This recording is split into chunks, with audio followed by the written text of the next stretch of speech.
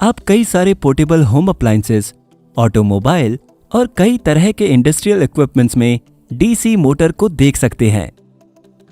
इस वीडियो में हम कमर्शियल डीसी मोटर के ऑपरेशन और कंस्ट्रक्शन को लॉजिकली समझने की कोशिश करेंगे। चलिए सबसे पहले हम सिंपल डीसी मोटर से शुरू करते हैं। ये कुछ इस तरह दिखती है। स्टेटर एक कांस्टेंट मैग्नेटिक फील्ड देता है और आर्मेचर, जो कि रोटेट करने वाला पार्ट होता है, एक सिंपल कॉइल होती है। कम्यूटेटर रिंग्स के एक पेयर के जरिए आर्मेचर को डीसी पावर सोर्स के साथ कनेक्ट किया जाता है।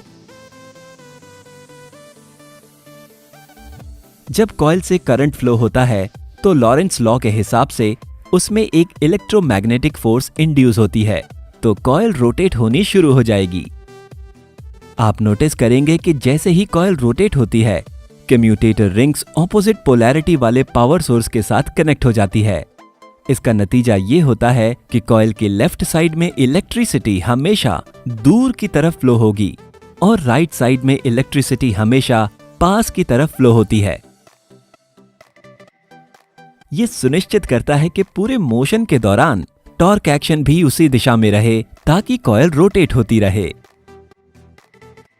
लेकिन अगर आप पास से कॉइल के टॉर्क एक्शन को ऑब्जर्व करेंगे, आप नोटिस करेंगे कि जब कॉइल मैग्नेटिक फ्लक्स के लगभग परपेंडिकुलर हो जाती है तो टॉर्क एक्शन लगभग 0 हो जाता है। इसका नतीजा ये होगा कि अगर आप एसी डीसी मोटर को रन करेंगे तो रोटर का मोशन इर्रेगुलर हो जाएगा।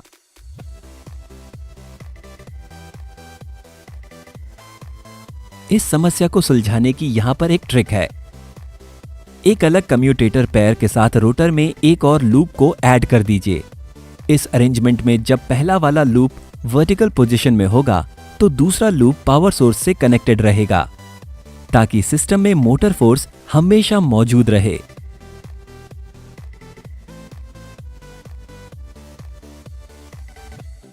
और ऐसे जितने ज्यादा लूप होंगे, मोटर का रोटेशन उतना स्मूथ हो जाएगा। एक प्रैक्टिकल मोटर में armature loop highly permeable steel की लेयर के स्लॉट में फिट होते हैं। ये मैग्नेटिक फ्लक्स इंटरैक्शन को बढ़ा देता है। Spring loaded commutator brush power source के साथ कांटेक्ट मेंटेन करने में मदद करते हैं। बहुत छोटी डीसी मोटर के लिए एक परमानेंट मैग्नेटिक स्टेटर पोल का इस्तेमाल किया जाता है। ज्यादातर इलेक्ट्रोमैग्नेटिक का इस्तेमाल होता है। इलेक्ट्रोमैग्नेट की फील्ड कॉइल को भी उसी डीसी सोर्स से पावर दिया जाता है। फील्ड कॉइल को रोटर वाइंडिंग के साथ दो अलग तरीके से कनेक्ट किया जा सकता है, पैरेलल या सीरीज। इसका नतीजा होता है दो अलग तरह के डीसी मोटर कंस्ट्रक्शन, एक शंट और एक series motor. Series wound motor का स्टार्टिंग टॉर्क अच्छा होता है, पर लोड के साथ इसकी स्पीड बहुत तेजी से कम होने लगती है। शंट मोटर का स्टार्टिंग टॉर्क थोड़ा कम होता है, पर यह एक कांस्टेंट स्पीड के साथ रन कर पाती है, बिना इस बात के फर्क पड़े कि मोटर पर कितना लोड है। अन्य इलेक्ट्रिकल मशीनों से अलग डीसी मोटर एक यूनिक कैरेक्टरिस्टिक दिखाती है, जो है बैक ईएमएफ का प्रोडक्शन। इलेक्ट्रोमैग्नेटिक इंडक्शन के प्रिंसिपल के अनुसार मैग्नेटिक फील्ड में रोटेट होता लूप ईएमएफ प्रोड्यूस करता है। रोटेटिंग आर्मेचर लूप का भी केस सेम है। एक इंटरनल ईएमएफ इंड्यूस्ड होगा जो कि अप्लाइड इनपुट वोल्टेज को अपोज करेगा। बैक ईएमएफ आर्मेचर के करंट को काफी मात्रा में कम कर देता है। बैक ईएमएफ रोटर की स्पीड के अनुपात में होता है।